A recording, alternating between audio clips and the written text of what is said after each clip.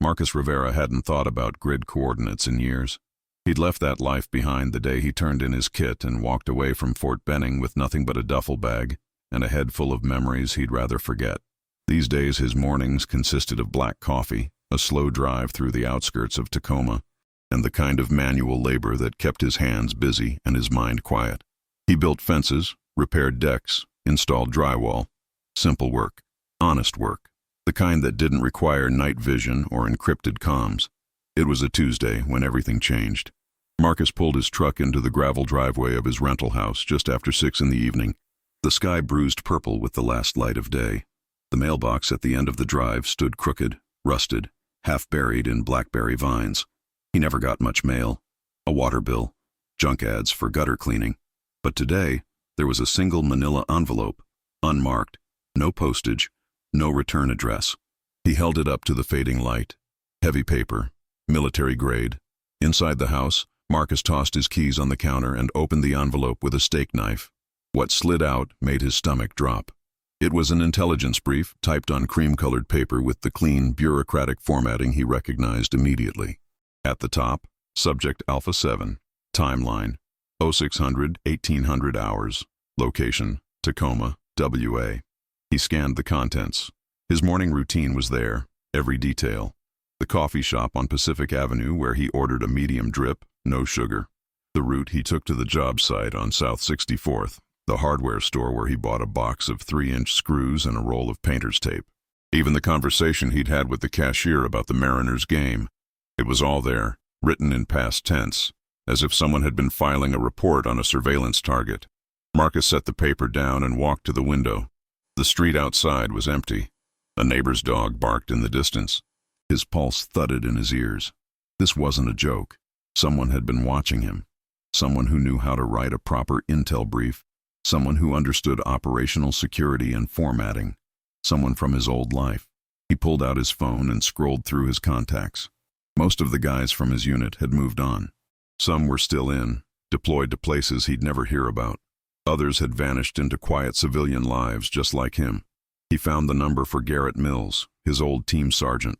It rang 4 times, then went to a generic voicemail. He tried 2 more numbers, disconnected. The third rang endlessly. No answer. Marcus felt the first prickle of real fear. This wasn't nostalgia. This was something else. That night, he barely slept. He kept the lights off and sat in the kitchen with his back to the wall staring at the front door. Every car that passed sent a spike of adrenaline through his chest. At dawn, he forced himself to shower and eat, then drove to the job site like nothing had happened. He told himself it was a one-time thing, a prank, a test. But when he got home that evening, there was another envelope in the mailbox. This one was thicker. He opened it in the truck, hands shaking. Inside were 3 pages, each one a detailed prediction of his next 72 hours. Wednesday, 0700, depart residence, Route 7 south to job site. 1200, lunch at Thai Place on Union. 1530, stop for fuel, Shell Station on South Tacoma Way. Thursday, 0645, morning run, Jefferson Park Loop. 0900, hardware store, purchase joint compound and sandpaper. And on it went, mapping out his life with surgical precision. At the bottom of the 3rd page, in small print, deviation protocols active. Adjustments in real time. Marcus felt his chest tighten. This wasn't surveillance. This was live tracking. Whoever was watching him had access to everything. His phone, his truck, maybe even his house. He sat in the driveway for 20 minutes, thinking. Then he made a decision. He was going to test it. Wednesday morning, Marcus ignored the report.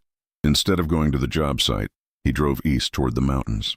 He took back roads, turned off his phone, paid cash for gas. He spent the day hiking a trail near Mount Rainier. No destination, just moving. When he got home after dark, there was a new envelope. Inside, a single page. Wednesday, subject deviated from predicted pattern at 0710 hours, route adjusted. Observation maintained. New timeline attached. The attached page detailed everywhere he'd gone that day.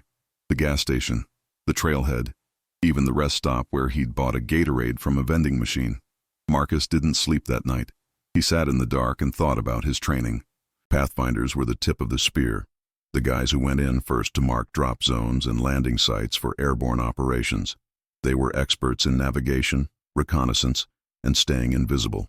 And now, someone was using those same skills against him. He started running counter-surveillance the next morning. He varied his routes. He checked for tails. He spotted them within an hour. A silver sedan, 2 cars back.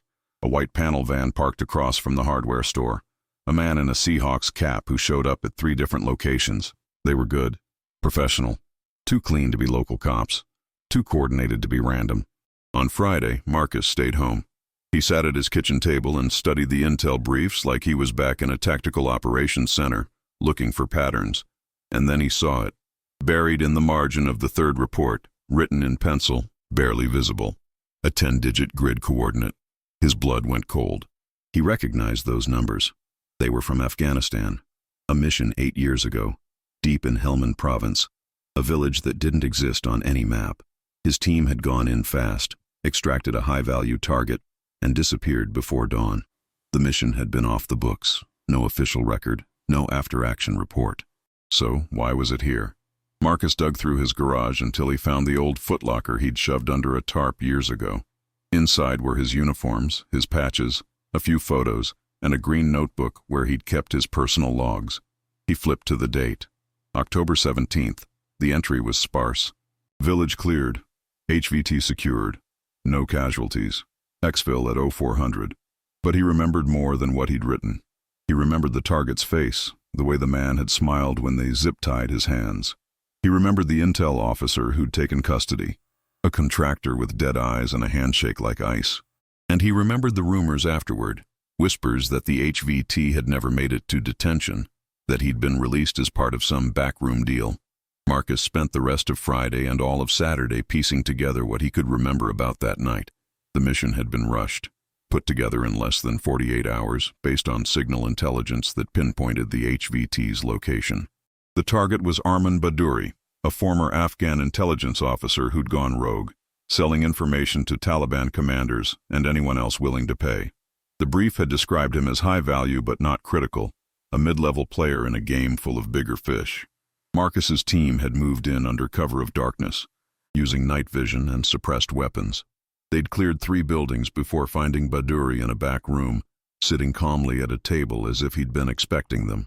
No resistance, no security, just the man and a single laptop that the intel officer had confiscated immediately. What bothered Marcus now, 8 years later, was how clean it had all been. Too clean. Operations like that always had complications. Gunfire, civilians, something. But this one had gone perfectly, almost as if it had been choreographed. And then Badouri had disappeared into the system, and Marcus had never heard his name again. Until now. On Saturday evening, Marcus found a woman standing on his porch. She was in her 40s, dark hair pulled back, wearing jeans and a gray jacket that didn't quite hide the bulge of a sidearm at her hip. She smiled when he opened the door, but it didn't reach her eyes. "Marcus Rivera," she said. "Mind if I come in?" He didn't move. "Who are you?" "Someone who's been watching you for the last 6 days."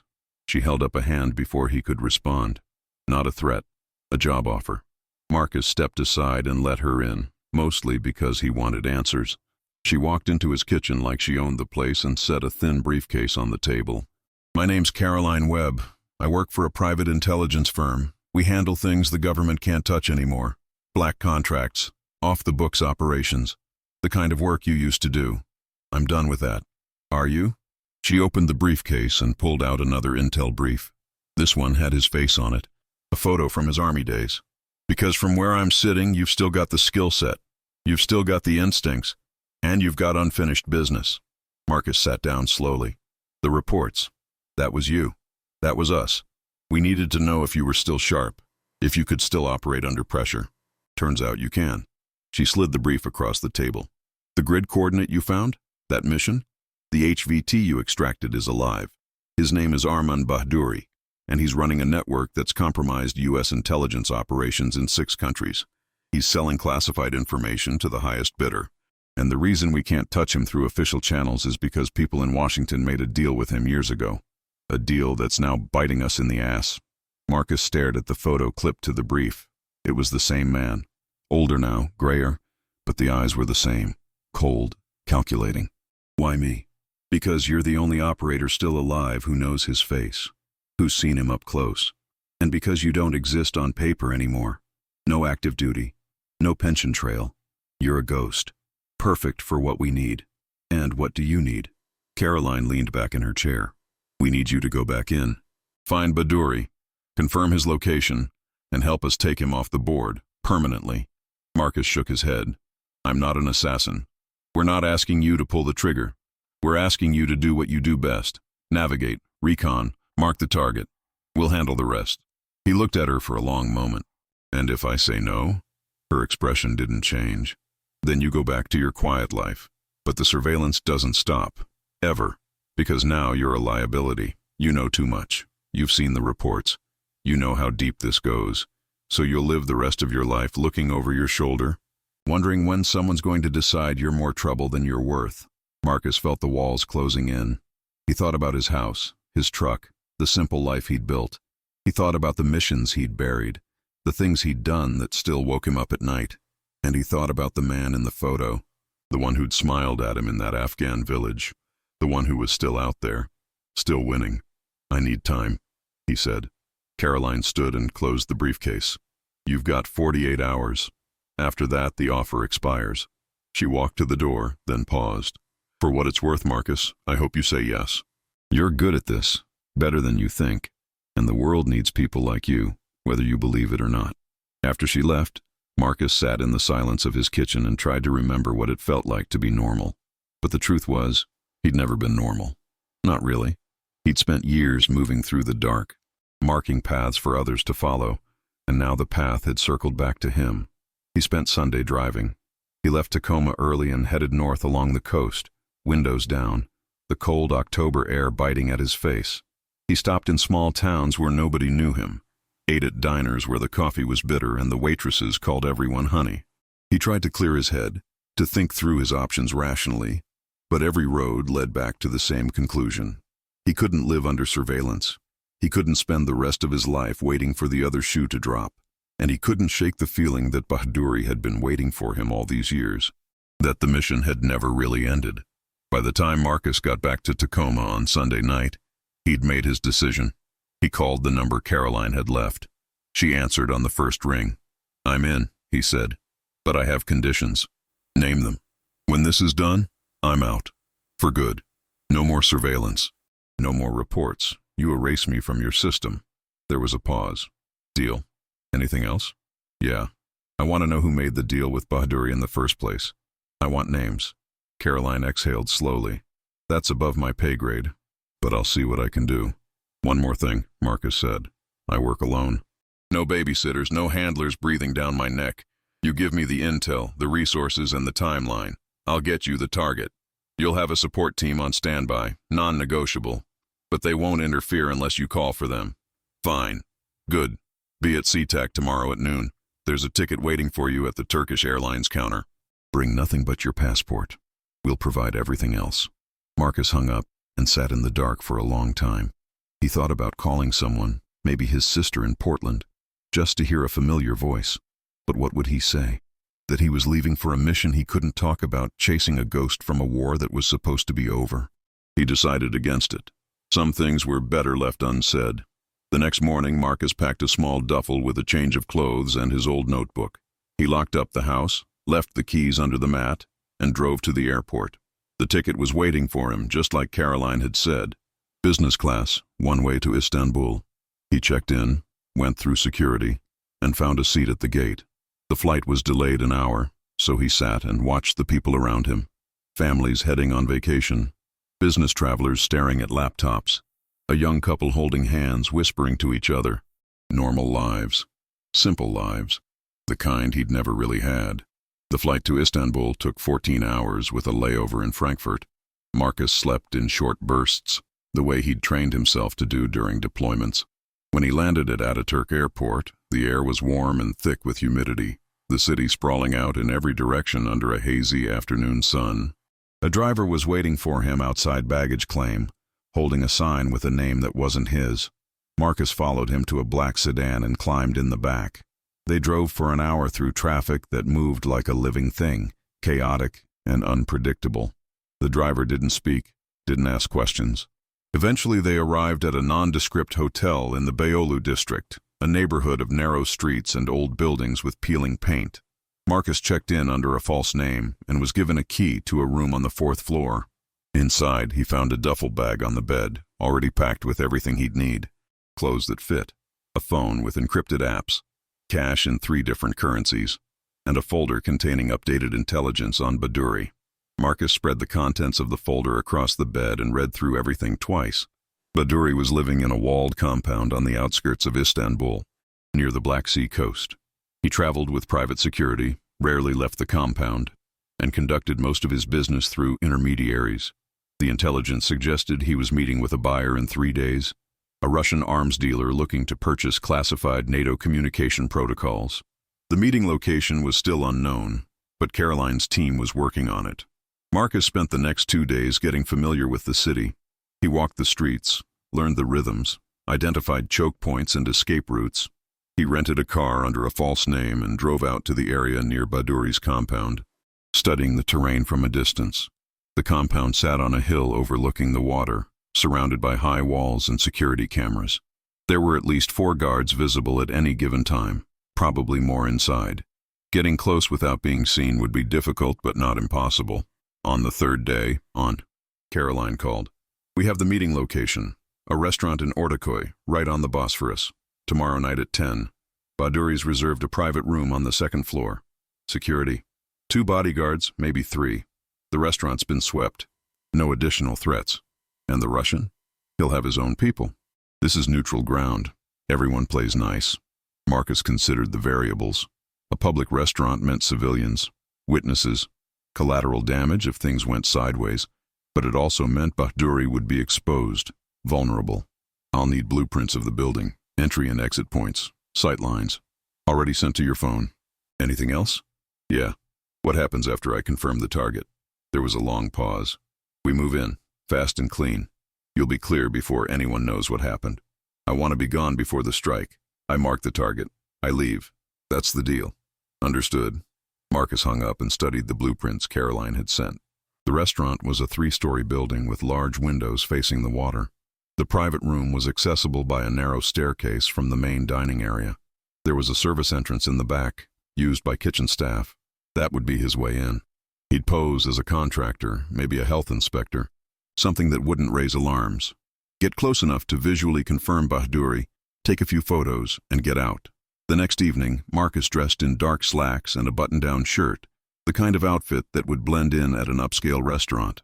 He arrived early, parked 2 blocks away, and walked the perimeter. The area was busy with tourists and locals enjoying the warm October night. He spotted the Russian security team immediately, 2 men in suits standing near a black Mercedes. Bhaduri's people would be inside. Marcus entered through the service entrance, nodding at a dishwasher who barely looked up. He moved through the kitchen like he belonged there, climbed the back stairs, and found himself in a narrow hallway. The private room was at the end, door closed. He could hear voices inside, muffled but distinct. He pulled out his phone and pretended to check messages while positioning himself near the door. Through a small window in the door, he could see Bhaduri sitting at a table, facing a heavy-set man in an expensive suit, the Russian. 2 bodyguards stood against the wall, hands folded, eyes scanning. Marcus took 3 photos, checked to make sure they were clear, and sent them to Caroline. His phone buzzed a moment later. Target confirmed. Move to extraction point. He turned and walked back down the hallway, his heart pounding but his movements calm and measured. He was halfway down the stairs when he heard footsteps behind him. Fast, heavy. "Hey!" a voice called out in Turkish. "You, stop." Marcus didn't stop. He hit the kitchen at a jog, pushed through the swinging doors, and headed for the service exit. Behind him, he heard shouting. He burst out into the alley and ran, not looking back. He reached his car, started the engine, and pulled into traffic. In his rearview mirror, he saw 2 men emerge from the alley, scanning the street. But he was already gone, disappearing into the flow of headlights and taillights. Marcus drove to a safe house Caroline's team had set up, a small apartment in the Kadıköy district on the Asian side of the city. He ditched the car 2 blocks away and walked the rest of the way, checking for tails. Inside, he locked the door and sat in the dark, waiting. His phone buzzed. Target marked. Strike team moving in. ETA 30 minutes. Stay put. Marcus didn't stay put. He grabbed his duffel, left the apartment and headed for the ferry terminal. He bought a ticket for the next crossing back to the European side and stood on the deck as the boat cut through the dark water. The city lights shimmered on the Bosphorus, beautiful and indifferent. Somewhere behind him, the strike was happening. He tried not to think about it. He'd done his part, marked the target. Now it was out of his hands. When the ferry docked, Marcus took a taxi to the airport and used cash to buy a ticket on the first flight out. A red-eye to Frankfurt. He didn't call Caroline, didn't check in. He just left. By the time he landed in Germany the next morning, the news was already breaking. An explosion at a restaurant in Istanbul. 3 dead, including a prominent Afghan businessman and a Russian national.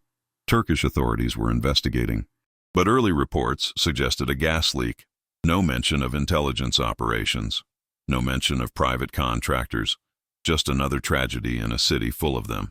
Marcus caught a connecting flight to Seattle and was back in Tacoma by Tuesday evening. His house looked the same. His truck was still in the driveway. But something felt different. Lighter. He checked the mailbox. Empty. No envelopes. No reports. He went inside, made coffee, and sat at the kitchen table, waiting for the inevitable knock on the door. It came the next morning. Caroline stood on his porch, looking tired but satisfied. "You disappeared on us. I finished the job. I left. That was the deal." She stepped inside without being invited and set her briefcase on the counter. "You did good work, Marcus. Better than expected. The target's gone. The network's scrambling. We've already rolled up 3 of his key operatives." "And the deal? You said you'd erase me?" Caroline opened the briefcase and pulled out a single sheet of paper. "Already done. As of this morning, you don't exist in our system. No files, no records, no surveillance." Marcus took the paper. It was a termination notice, signed by someone with a title he didn't recognize. He folded it and set it on the table. "What about the names? The people who made the deal with Baduri?" Caroline's expression hardened. "I told you I'd look into it, and I did. The trail leads to a deputy director at CIA, retired now, lives in McLean, Virginia. Has a security detail, lawyers, connections all the way to the top.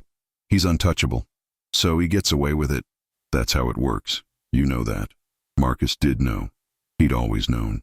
But it didn't make it any easier to swallow. He thought about Bahduri, about the mission 8 years ago, about all the deals and compromises that had brought them to this moment, and he thought about the people who'd died because of those deals, the operators and civilians and nameless faces who'd paid the price for someone else's decision. "Is there anything else?" he asked. Caroline closed the briefcase. "No, you're free. Live your life. Forget this ever happened." After she left, Marcus sat in his kitchen for a long time. He thought about going back to work, back to building fences and repairing decks, but something had shifted inside him. He couldn't go back to pretending, couldn't go back to the quiet life, not when he knew what was out there, lurking in the shadows. That night, Marcus opened his old notebook and started writing. He documented everything, every envelope, every report, every detail of the surveillance, the mission, the strike. He wrote about Bahduri, about the deputy director, about the private contractors who operated outside the law. And when he was done, he encrypted the file and sent copies to 3 journalists he'd researched, people with reputations for breaking stories that mattered. He didn't know if they'd run with it, didn't know if anyone would care, but it was the only move he had left. 6 weeks later, the story broke. A major investigative outlet published a multi-part expose on illegal domestic surveillance operations conducted by private intelligence firms. The articles detailed how former military personnel were being tracked, manipulated, and recruited for off-the-books missions. Caroline's company was named, along with a dozen others. The fallout was immediate and severe. Congressional hearings were announced, contracts were canceled, executives resigned, and buried deep in the 3rd article, there was a mention of a deputy director who'd allegedly facilitated deals with foreign intelligence assets, though no charges were filed due to lack of evidence. Marcus's name never appeared in any of it. The journalists had protected their source, just like he'd hoped. But the surveillance stopped, the envelopes disappeared, and for the first time in months, Marcus felt like he could breathe. He didn't go back to construction. Instead, he found work with a veterans organization that helped former operators transition to civilian life. He taught classes on counter-surveillance, on recognizing when you're being watched, on fighting back without violence. He shared his story, carefully edited to protect identities, and watched as other veterans nodded in recognition. They'd felt it too, the weight of being watched, the sense that the war never really ended. Marcus also started volunteering at a community center in South Tacoma, teaching woodworking to teenagers who needed something to do after school. It was simple work, honest work, the kind that reminded him why he'd wanted to leave the military in the first place. The kids didn't know about his past, didn't ask questions. They just wanted to learn how to use a table saw, how to measure twice and cut once, how to build something with their own hands. On Sundays, Marcus drove out to the mountains and hiked. He'd found a trail near Mount Rainier that wasn't too crowded, a loop that took him through old-growth forest and out to a ridge with a view of the valley below. He'd sit on a fallen log and eat a sandwich, watching the light change as the sun moved across the sky. Sometimes he thought about Bahaduri, about the mission, about the deputy director living comfortably in Virginia. But mostly he just sat and breathed and let the silence settle over him like a blanket. One evening, about 4 months after the story broke, Marcus got a call from an unknown number. He almost didn't answer, but something made him pick up. "Mr. Rivera?" a woman's voice said. "My name is Sarah Holloway. I'm one of the journalists who worked on the surveillance story." Marcus felt his chest tighten. "How did you get this number?" "I have my sources. Don't worry, I'm not calling to expose you. I just wanted to thank you. What you did, sending us those files, it mattered. People are paying attention now. Changes are being made. I didn't do it for recognition. I know, but I wanted you to know it wasn't for nothing." She paused. "There's something else. We're working on a follow-up piece, looking into the deals that were made with foreign assets. The deputy director you mentioned? We found a paper trail. Nothing definitive yet, but enough to keep digging. I thought you'd want to know." Marcus closed his eyes. "Will it go anywhere? I don't know. These things take time, but we're not giving up." "Good," Marcus said. "Keep digging." After they hung up, Marcus sat on his porch and watched the sun set over Tacoma. The sky turned pink and orange, the colors bleeding into each other like watercolors on wet paper. He thought about justice, about accountability, about all the ways the system protected its own, and he thought about the small victories, the cracks in the armor, the moments when the truth found its way into the light. A year passed, then another. The surveillance never came back. Marcus heard through unofficial channels that Caroline's company had been dissolved, its assets seized, its executives facing lawsuits and criminal investigations. He didn't feel satisfaction exactly, just a quiet sense of closure, like finishing a long journey and finally being able to set down the weight you'd been carrying. He kept teaching at the Veterans Center, kept volunteering with the kids, kept hiking on Sundays. He started dating a woman named Lisa, who worked as a nurse at the VA hospital. She knew he'd been in the military but didn't press for details, and he appreciated that. They took things slow, went to movies, cooked dinner together, talked about normal things like weather and traffic, and what to plant in the garden come spring. One Saturday morning, Marcus woke up to find an envelope in his mailbox. For a moment his heart stopped, but when he opened it, he found a handwritten letter on plain white paper. It was from Sarah Holloway, the journalist. She wrote that the follow-up investigation had stalled, that the deputy director had too many powerful friends, too many lawyers, but she wanted Marcus to know that they'd tried, that his story had inspired others to come forward, that the fight wasn't over even if this particular battle was lost. Marcus folded the letter and put it in a drawer with his old notebook. He thought about writing back, about thanking her for trying, but in the end, he decided to let it go. Some things couldn't be fixed, couldn't be made right. You just had to accept them and move on. That afternoon, Marcus drove out to the mountains with Lisa. They hiked the trail together, her hand in his, the October air crisp and clean. When they reached the ridge, they sat on the fallen log and ate sandwiches and watched the light change. Lisa talked about a difficult case at the hospital, about a veteran who was struggling with PTSD, about how hard it was to help someone who didn't think they deserved help. Marcus listened and nodded and understood. "You ever think about the past?" Lisa asked after a while. "About the things you did over there?" Marcus considered the question. "Every day, but not the way I used to. It's different now, quieter." "That's good," she said. "That means you're healing." He wasn't sure he believed her, but he appreciated the sentiment. Healing was a process, not a destination. You didn't wake up one day and find yourself fixed. You just kept moving forward, kept doing the work, kept showing up even when it was hard. As the sun began to set, they packed up and started back down the trail. Marcus took one last look at the valley below, at the forests and rivers and distant mountains. He thought about all the paths that had led him here, the missions and mistakes and moments of grace, and he thought about the future, uncertain and open, waiting to be written. When they got back to Tacoma, Marcus checked the mailbox out of habit. It was empty, just like it had been for months. He smiled to himself and went inside, where Lisa was already starting dinner. The house smelled like garlic and tomatoes, warm and alive. He closed the door behind him and locked it, not because he was afraid, but because it felt like the right thing to do. A simple gesture, a small claim on normalcy. That night, after Lisa had gone home, Marcus sat at his kitchen table and opened his old notebook one last time. He read through the entries from Afghanistan, from the mission that had started everything, and then he turned to a blank page and wrote a single sentence. Once a Pathfinder, always a Pathfinder. But now I'm marking a path for myself. He closed the notebook and put it back in the drawer. He turned off the lights and went to bed, and for the first time in years, he slept through the night without waking. No nightmares, no shadows, just the quiet dark and the sound of his own breathing, and the knowledge that tomorrow would come whether he was ready for it or not, and that, in the end, was enough.